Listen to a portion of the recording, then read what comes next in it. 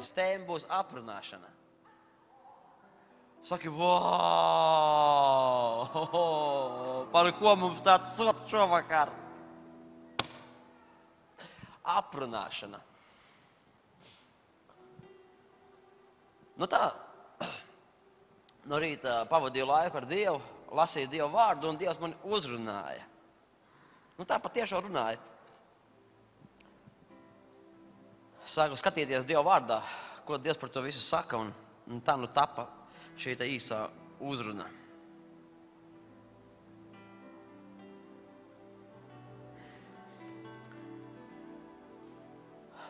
Ok, to mūziku mēs varam izbeigt pagaidām,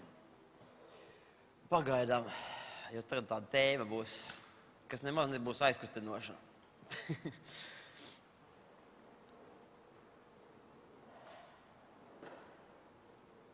Tu esi domājis par tādu parādību vispār draudzē, kā aprunāšana? Es esmu teicis jau vairākas reizes, un arī mūsu noteikumos tas ir rakstīts. Sandija, ir vai nav? Noteikumos. Mums ir tādi pavisam maz noteikumi, pavisam maz. Tādi daži principi, kurus mēs cenšamies ļoti stingri ievērot. Tātad, viens no šiem noteikumiem ir draudzē drīkst nākt narkomāni, dzērāji, seksuāli maniaki. Draudzē drīkst nākt izvirtuļi, slimi, greizi, nepareizi. Jebkādi cilvēki, bet draudzē nedrīkst nākt aprunātāji. Ir tikai viena kategorija cilvēki, kuriem ir liegts būt draudzē. Aprunātājs no draudzes ir jāizraida. Kāpēc? Mācītājs Mārcis, kāpēc tik briesmīgi? Kāpēc tik šausmīgi tu izturies pret cilvēkiem? Tāpēc, ka romiešiem vēstulē Dievs saka, 16. nodaļa, 17. pāns līdz 19. Pāvils saka, es lieku jums pie sirds, brāļi. Ņemiet vērā tos, kas rada šķelšanos un pretestību tai mācībai, ko esat mācījušies. Vairieties no viņiem. Tādi cilvēki nekalpo mūsu kungam Kristum, bet savam vēderam un ar saviem saldajiem vārdi, tā ir aprunāšana. Un skaistām runām pieviļ vientiesīgo sirdis. Es domāju, ka mani var pagriezt bišķiņ klusāk. Iebļaušu tūliņ ausīs. Jūs jau esat pamanījuši, man tāds trūkums ir. Es runāju un pēkšņi sāku liekt. Diagnoze.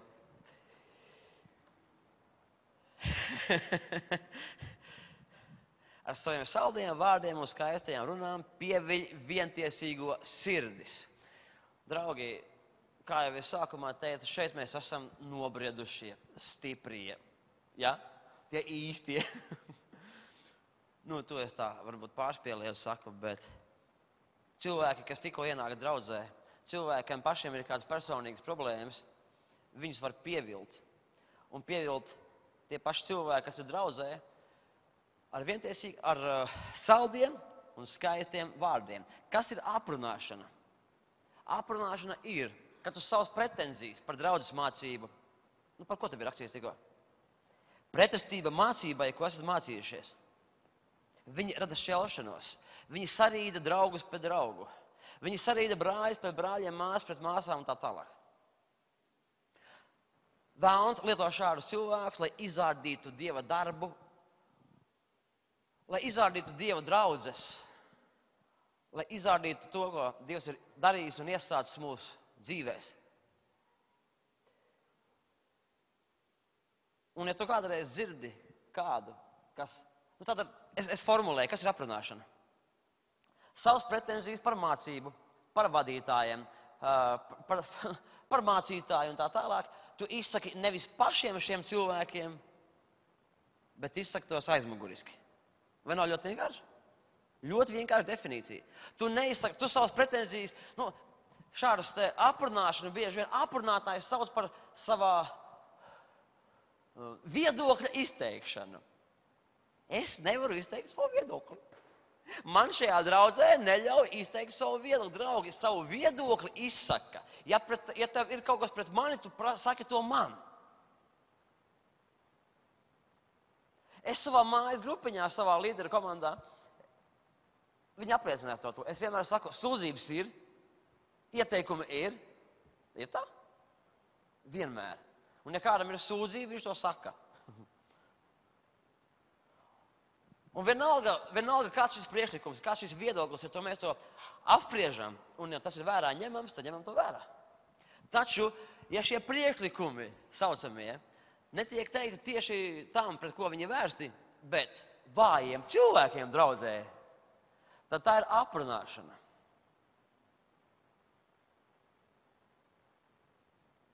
Vai tu biji par to domājis kādreiz? Salamana pamācības 16:28. Aplāms cilvēks izraisa asu vārdu maiņu un nesaskaņas, un aprunātājs sarīda draugus citu pret citu. Aprunātājs sarīda draugus citu pret citu. Es iešu nedaudz dziļāk. Es saprotu, ka mēs esam pieauguši cilvēki. Pirmais punkts. Aprunātāji nenāks debesu valstībā. Ko es to gribu pateikt? To, ka tu esi dzīvā draudzē, tu esi ēkā, kurā ir uguns. Tu esi dzīvā Dieva draudzē. Un dzīvā draudzē visas lietas tiek sauktas īstos vārdos. Un es saku, aprunāšana ir ļoti, ļoti, ļoti smags grēks. Ko Bībele saka par baušu pārkāpšanu? Ja tu esi pārkāpis vienu, tu esi noziedzies pret visiem. Tev nebūs nepatiesu liecību dot. Ir tas bauslis. Aprunāšana un savu viedokli, kas izteikti ir aizmuguriski, slepenībā, un tas ir redzams, ka slepenas mēles rada skābas sejas. Tas ir rakstīts Bībelē. Un visbiežāk tā ir nepatiesība, kas neatbilst Dieva vārdam. Tas pats fakts vien, ka tu savu pretenziju un neapmierinātību izsaki kādam cilvēkam no malas, nevis tam, kam tas būtu jādzird. Piemēram, es esmu darījis tā. Mēs ka mūsu dzimšanas diena kādām, kādu laiku mēs tā darījām, tagad piebravizējām nedaudz. Kad dzimšanas dienā visa grupiņa izteica katra 3 vai vairākas labas lietas par šo cilvēku. Taču es savā dzimšanas dienā prasīju sliktās lietas. Kāpēc? Tāpēc, kad es saprotu, ka es pats personīgi nevienmēr redzu sevi objektīvi. Un tāpēc es pajautāju saviem draugiem, lai viņi atklāti pasaka par mani to, ko viņi domā, viņi atklāti ar to pasaka. Un ko es pēc tam daru? Es sarakstu šīs lietas uz lapiņas un cenšos lasīt attiecīgu literatūru, piestrādāju, lūdzu par to, lai mainītos. Āmen! Lūk, tas ir viedoklis. Lūk, tas ir normāli, ka tu izsaki šīs lietas aci pret aci. Arī mājas grupiņā tu vari izteikt savu viedokli. Ja vien tavs viedoklis nav vienīgais, kas dominē. Lūk, vienmēr ir tev viedoklis. Es nerunāju par cilvēkiem, kuri vienmēr grib runāt daudz. Tev paliek interesantāk bišķiņi?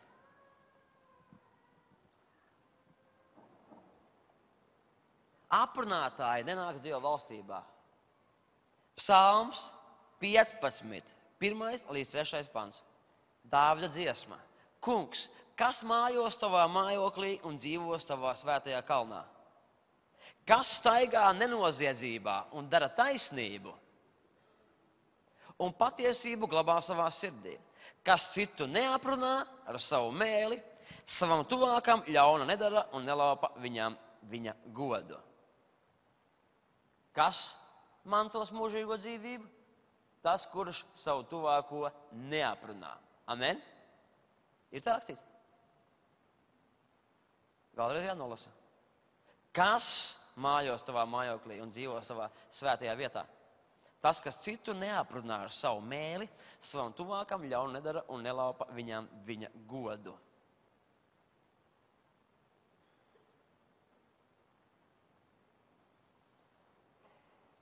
Saklās draudzēs, seklas mācības, sekla domāšana. Mēs atnākam uz dzīvu draudzi no kaut kādām vietām, kur ir mācītas aplamības, kuri atļaus darīt un dzīvot tev, kā tu vēlies. Tie nāc šajā vietā, Dievs uz tevi runā, grib tevi mainīt, tu stāc pretoties, stāc aprunāt draugus, un tu esi iebraucis sauzās.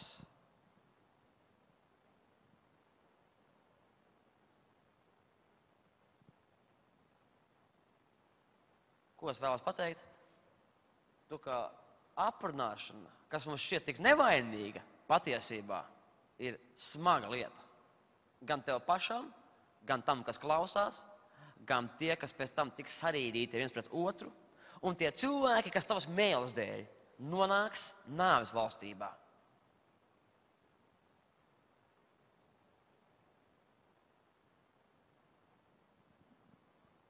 Ja tevis dēļ cilvēks, tavas aprunāšanas dēļ cilvēks aiziet, tad viņam nepareiza informācija iedot. Viņš ir sačakarēts, viņš aiziet no Dieva, draugs, tā asinis, viņš paprasīs no tavas rokas.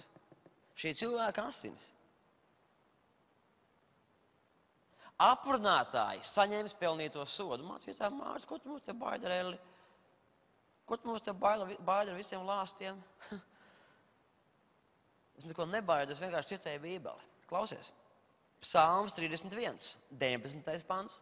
Lai mēmas kļūst lūpas, kas runā melus, kas aprunā taisno savā lepnībā un augstprātībā viņu nievādamas. Saki kopā ar mani. Tu vari kopā ar mani Dievu vārdu citēt? Ok, atkārtojas manis. Lai mēmas kļūst lūpas, kas runā melus, kas aprunā taisno. Amen. Un to saka Dieva vārds. Dievam riebi aprunātāji. Psalms 101, 5. pants. Kas savu tuvāko slepeni aprunā, to es, Dievs saka, piespiedīšu klusēt un izdeldēšu. Kam lepnas acis un uzpūtīga sirds, to es necietīšu. Dievam riebi aprunātāji. Dievam riebi tie, kas nevar sadūšoties un pateikt savu pretenziju pareizā vietā, pareizā laikā, pareizām cilvēkam, tam cilvēkam, pret ko tev ir pretenzija. Jo Dieva vārds saka, ja tev kaut kas ir pret brāli, tad ej pie viņu un runā ar viņu. Āmen. Lūk, tas ir rakstīts Dieva vārdā. Lūk, to Jēzus saka.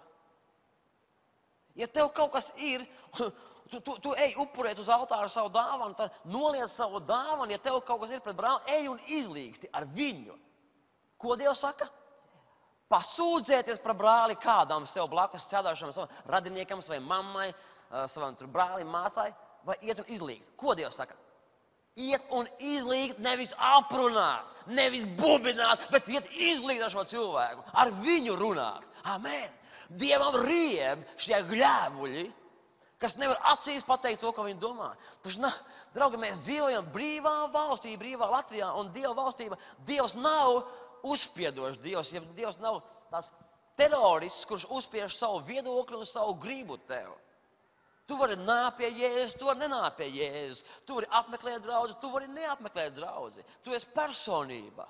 Dievs jau kopš pasaules iesākuma, kopš radīšanas radīja divus cilvēkus, Ādamu un Ievu, un deva brīvu izvēli. Brīva izvēle. Mēs neesam roboti, mums ir brīva izvēle izvēlēties, labu vai ļaunu. Un tu brīvi izvēlēs, apmeklēt draudžus, kur runā patiesību vai nē, vai iet tur, kur tu liek mierā, nav nekādas problēmas, sēd, attīsties, viss kārtībā, aprunāt, dariet. Cik jauca dzīve, forša, jauka dzīvīte. Dzīvē, dzīvīte, ko lai es tev saku? Jā, forša, ja? Pries, kur tu rodies. Viss tās karikatūras, kur tās tantes sēž uz soliņa. Visa galva vienā virzienā.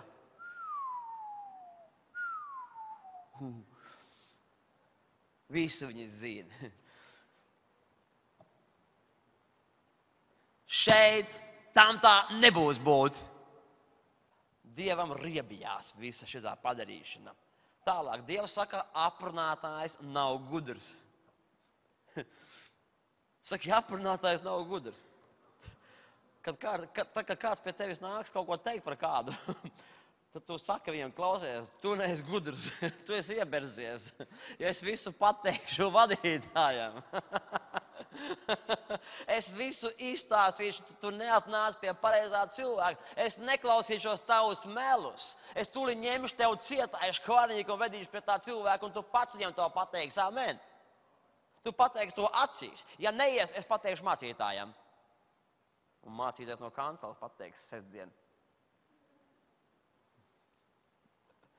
Ja vajadzēs pateiks ar. Tagad būs briesmas, ne? Ok, labi. Nav jau neviens mūsu starpā, kas nekad nav aprunājis.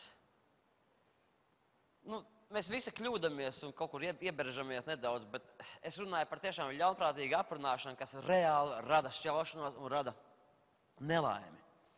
Salamans pamācība, Salamana 10:18. Nepatiesas un viltīgas mutes slēp sevi naidu. Tu redzi, kas apakšā ir? Naids. Un zini pret ko? Pret Dievu. Mēs iesim dziļāk. Es šodien, es runāju ar Dievu, viņš man parādīja tādas lietas interesantas, kuras es jums atklāšu šodien. Cik nopietna ir šī lieta un kam šie cilvēki kalpo. Viņi slēp sevī naidu, un kas otru aprunā un otram niknu slavu ceļ, ir nejēga. Saki, nejēga! Saki, aprunātājs ir nejēga. Lūk, mācītājs Mārcis Jensīs iemācīja tev jau tagad, ko darīt tad, kad pie tevis nāk aprunātājs. Tu esi kas? Nejēga, kad tu atnāc pie manis. Tev vajadzēja iet pie tā, pret ko tev ir pretenzija. Un ja tev ir pretenzija pret draudzes mācību vai pret draudzes līderiem, un tev bija jāiet pie mācītāja vai pie kāda no līderiem.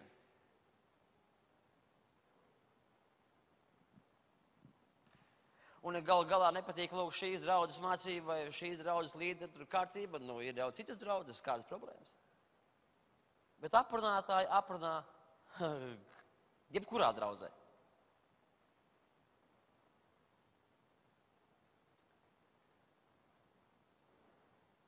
Kas ir jādara ar aprunātāju, ja viņu brīdina un viņš neklausa? Salamana pamācības 26:20. Kad malkas vairs nav, tad uguns izdziest. Kad aprunātājs ir prom, tad nesaskaņas izbeidzas pašas no sevis. Amen. Tas rakstīts Dieva vārdā. Kad aprunātājs ir prom, tad nesaskaņas izbeidzās pašas no sevis. Vai aprunātājs tā pats no sevis aiziet? Reizēm aiziet, citreiz viņš stāv, ieņēma savu pozīciju un turpina savu darbu. Un urbies un urķējās. Un kas mums jādara šādiem cilvēkiem? Jānis, Arnis, Ingars, kas lielāki vīri. Kas jādara? Formīt laukā, amen, un bez žēlastības.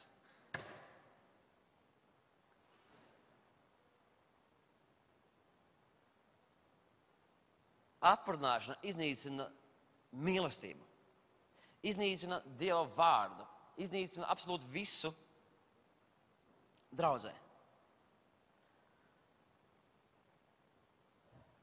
Ja pagāni mūs aprunā, mēs varam to uzskatīt par normu, un mums tam nav jāpievērš uzmanība. 1. Pētera 2:12. Dzīvojiet krietni un godīgi pagānu starpā, lai tie, kas jūs aprunā kā ļaundarus, ko rāda tur televīzijā, tur sektanti un tā tālāk, viņi aprunā mūs, viņi runā nepatiesību, tad viņi, lai redzētu jūsu labos darbus un pagodinātu Dievu piemeklēšanas dienā.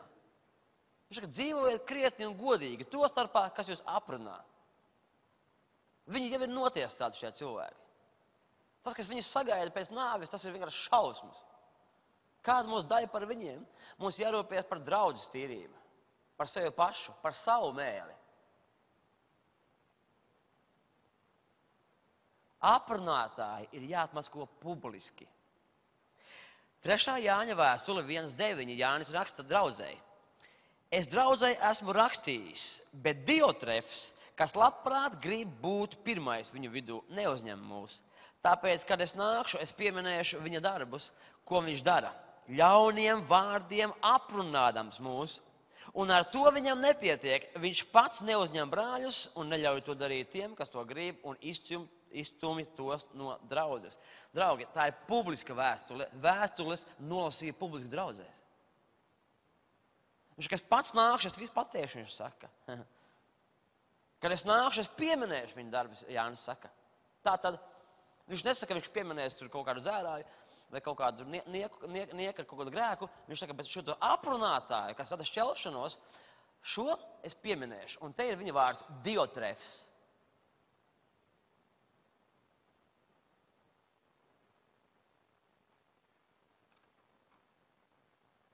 Patīk? Šodien mēs šeit esam Rīgas draudzes visi līderi, pareizi? Lūk šo tēmu, lūdzu, runājiet grupiņās. Rakstu vietas jums ir. Varu atstāt šo lapiņu, ar visām rakstvietām arī sakopējiet vai tā tālāk. Jo es domāju, ka šī tēma šodien mums ir aktuāla. Ir tā vai nav? Aktuāla. Aprunātājs aprunāšanu parasti sauc par, es to jau minēju, par sava viedokļa izteikšanu. Un tad, kad cilvēkam noliedz aprunāt, viņš uzstājās un saka, ka šajā draudzē ir kontrole, jo man neļauj izteikt savu viedokli. Zini? Tur, kur tie aprunātāji parasti, es nekad neesmu dzirdējis viņu viedokļus par sevi. Es dzirdu tikai no citiem cilvēkiem, kuriem jau prāts sačakarēts, jau sastāstīt pilna galva. Neļauj izteikt viedokli. Kāpēc man šo viedokli neizsaka? Kad tavā grupā cilvēki līdzīgi rīkojās, šis viedoklis ir jādzird tev, nevis tev jādzird no kāda cita, ko kāds par tevi ir teicis. Ko kāds ir teicis par draudzes mācību.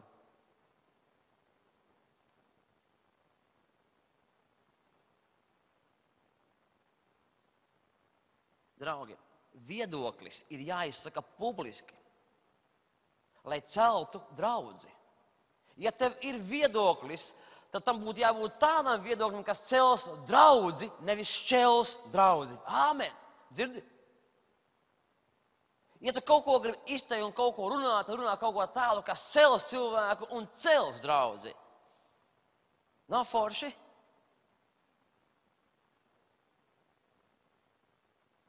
Vai tavs viedoklis, ko tu izsaki cilvēkiem, viņš ceļ vai šķeļ?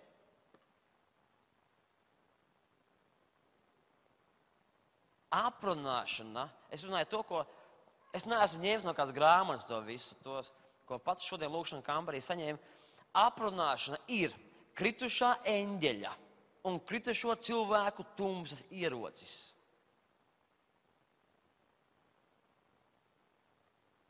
Aprunāšana, šis ierocis, tas nāk taisnā ceļā no elles bezdibeņiem. Es zinu gadījumus. Es mācījos kristīgajā kalpošanas skolā, un mums bija kāds mācītājs no Anglijas, kurš pasniedza mums konflikta risināšanu draudzē. Un viņš tiešām varēja to pasniegt. Viņš bija veltījis gadus, lai to visu stundas šīs sagatavotu. Un kāpēc viņš to bija sagatavojis? Viņš pazaudēja milzīgu draudzi. Ja domājiet, milzīgu draudzi pazaudēja.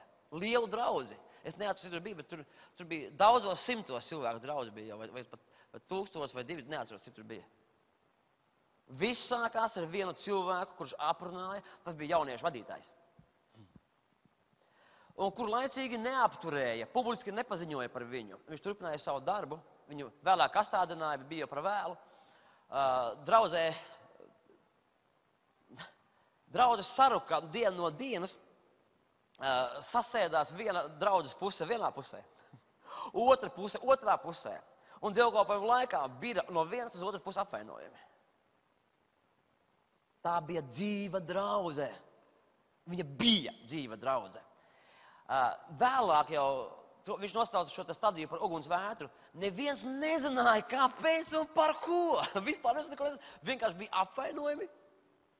Tie bija no visām pusēm, un ģimenes pēc ģimenēm devās prom, katrs uz savu pusi, jo mīlestība izdzisa draudzē. Viss bija dēļ viena aprunātāja. Draugi, cik nopietni ir aprunāšana? Un kāds ierodas, tas ir vēlna rokās, kurš var iznīcināt caur to veselu draudzi.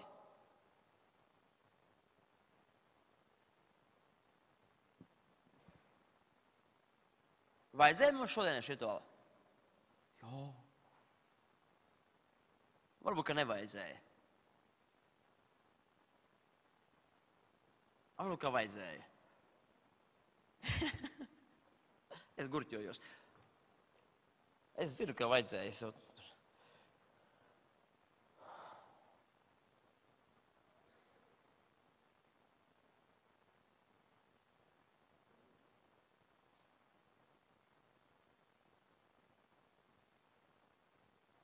Un 9 punktiņi būs. Pašā beigās. Es izanalizēju dažus cilvēkus, kuru darbību redzu arī šodien. Interesanti, ka cilvēki, kuri atstāja mūsu draudzi, un tādi nav daudz, bet kad atstāja, viņi turpina draudzēties ar draudzi cilvēkiem. Interesanti. Kāpēc tā? Arī agrāk, tā šķelšanās un visu es redzēju, esmu šitā. Jā, daudz es redzēju tās lietas. Un es domāju, kāpēc šie cilvēki turpina uzturēt kontaktus ar kādiem cilvēkiem šajā draudzē? Jautājums tāds, lūk. Gan arī visi. Viņiem vajag kā minimums 1, 2, 3 cilvēks no šīs draudzes, ar kuriem joprojām varētu vēl uzturēt kontaktu. Kāpēc tu ej prom no šiem cilvēkiem un tajā pašā laikā tu uzturi kontaktus ar viņiem? Es par to domāju. Pasies internetā, piemēram, komentāriņus. Kāpēc tu komentē tur? Tu neapmierini mūsu mācību, mūsu spriedi. Ko tu tur komentē tur vairāk? Ko tu meklē kontaktus?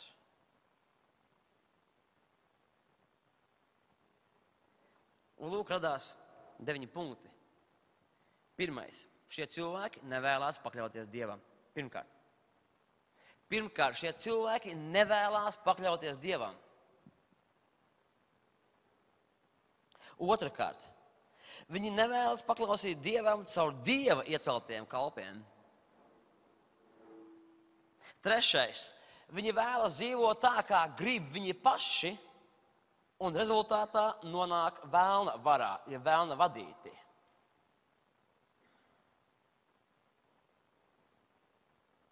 Ceturtais. Viņiem ir vajadzība pēc draudzes. Dzirdi? Viņiem ir vajadzība pēc draudzes. Viņiem ir vajadzība pēc ausīm, kas viņus uzklausīs. Kāpēc šiem cilvēkiem, kuri nepaklausa Dievam, kuri ignorē Dieva gribu, kāpēc viņi grib būt draudzē? Kāpēc cilvēks grib būt draudzē? Un tāds īsts pagāns, viņš nenāk draudzē. Īsts pagāns saka, man nevajag ne to Dievu, ne to jūsu draudzi. Jo īsts pagāns, jebkurš sapratīs, ka draudzē ir Dievs, pareizi.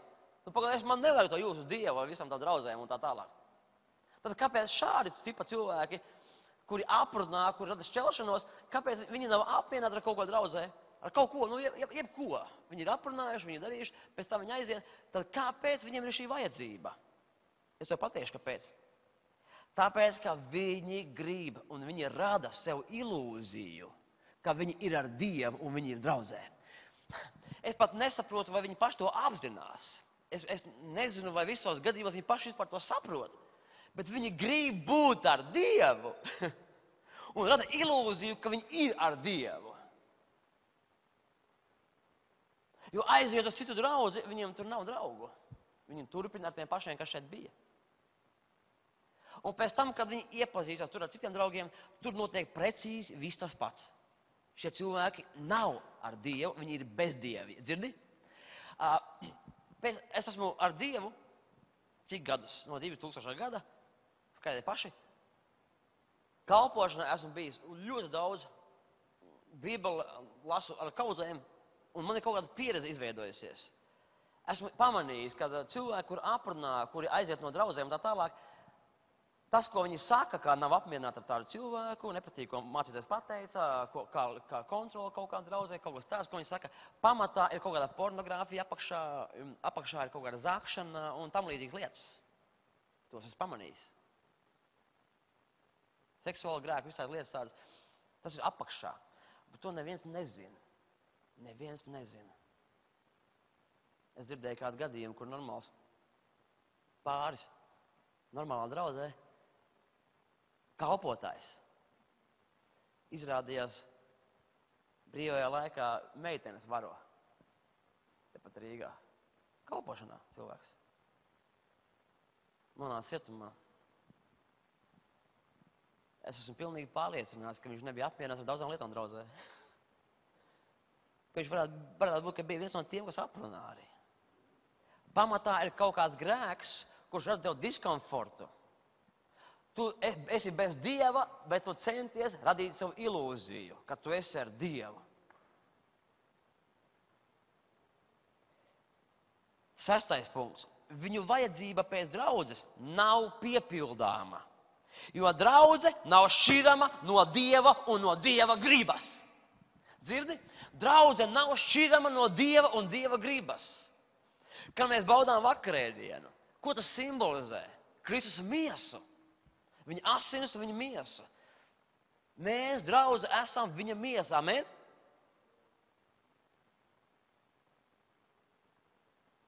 Tas nav šķirams no Dieva. Un tāpēc cilvēki, kuri grēko, viņi nepakļaujas Dievam, bet tajā pašā laikā vēlās radīt savu ilūziju, vēlās ticēt. Cilvēks var sev tā iestāstīt, ka viņš tam notic. Saproti? Un tāpēc aprunātājs bieži vien tā runā, ka tu tam notici. Es biju apsēsts.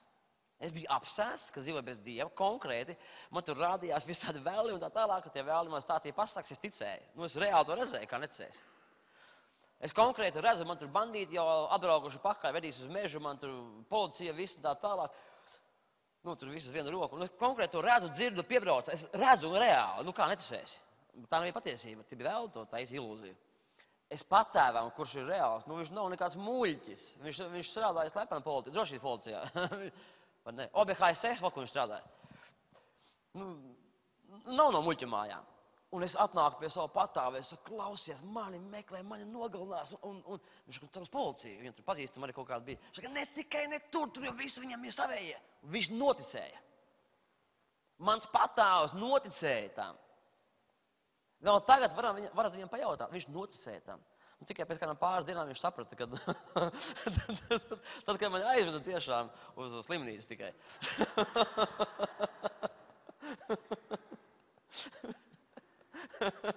Piesēja pie kultas un dabūja kaut kāds zāles, man iekšā tur straupē tur tajā alkoholiķa slimnīcā. Tādā viņš saprata, ka es esmu burgi bijis. Bet tajā brīdī es runāju ar ticību, viņš to noticēja. Tādā muļķībā. Un tāpēc cilvēks, kurš iestāsta sev, man ir cilvēki, man ir draudze, es zinu patiesību, viņš stāsta tev tik ticami, ka tu tici. Esi draugs uzmanīgs. Jo tas, kurš uzklausa tenkas, ir līdzvainīgs tam, kurš aprunā. Dzirdi? Ja tu uzklausi tenkas un tu nepasaki, nedari to zināmu, kas te bija rakstīts, kā Jānis rīkojās. Diotrefs, viņš nosauc vārdā. Diotrefs, viņš aprunā. Ja tu to neatmasko, nenaroji masku viņam, nepublisko, ej taisnā ceļā pie līdera, ej pie mācīt, vienalga kā. Saka, tāds. Es nerunāju par katru sīkumu tagad, ja kaut ko tur bišķi pababināju, tagad ies viss, tagad nesāksim māžoties.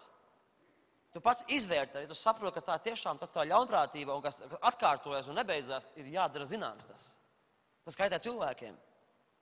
Un ja laicīgi to neaptur, jo ilgāk tas turpināsies, jo vairāk cilvēks saindēs. Un jo lielāks ļaunums būs pēc tam.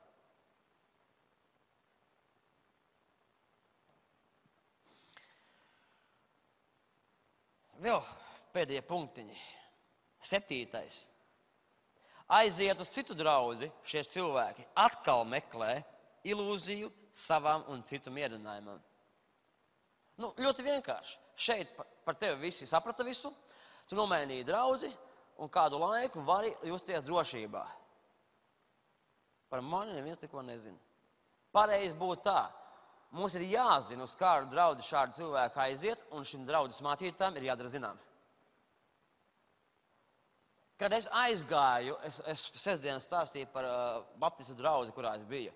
Kad es aizgāju no baptistu draudzes, mans baptistu mācītājs Jānis Balodis uzrakstīja draudzes zīmi Vasaras svētku draudzes mācītājam Modrim Ozolinkēvičam, ka esmu aizgājis ar mieru un visu nokārtojis draudzē, ka esmu kristīts un tā tālāk ar visiem papīriem.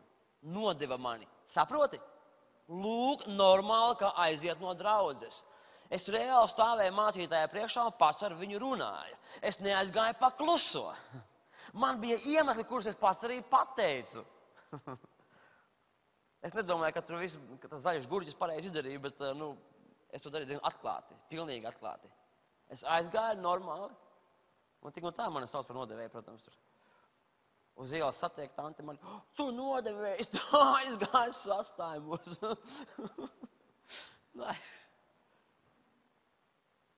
Es gribēju bungas.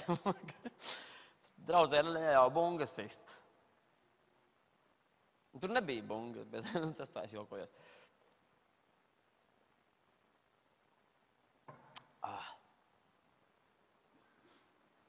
Nākamais, 8. punkts.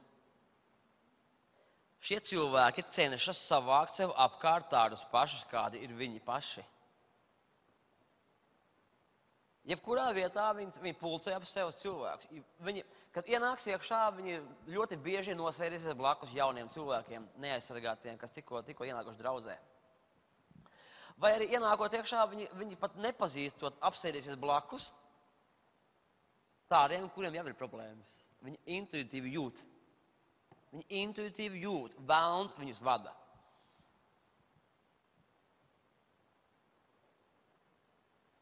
Un 9. pēdējais. Viņi pazudina sevi un vājos. Viņi pazudina sevi un nenostiprinātos vājos Dieva bērniņus. Un secinājums. Es lasu tā, kā es uzrakstīju šeit. Šādi cilvēki vēlas būt draudzē bez Dieva. Tad lai viņi iet uz tādu draudzi, kur nav Dieva. Un mēs pāraujam jebkādus kontaktus ar viņiem. Vēl to var nosaukt vienā vārdā – pretīga reliģija. Kas ir reliģija? Kad cilvēki dzīvo ilūzijā, ka viņi ir ar Dievu. Reliģija, kas iefiltrējās un ielien visur. Un viens no reliģijas gara ieročiem ir aprunāšana.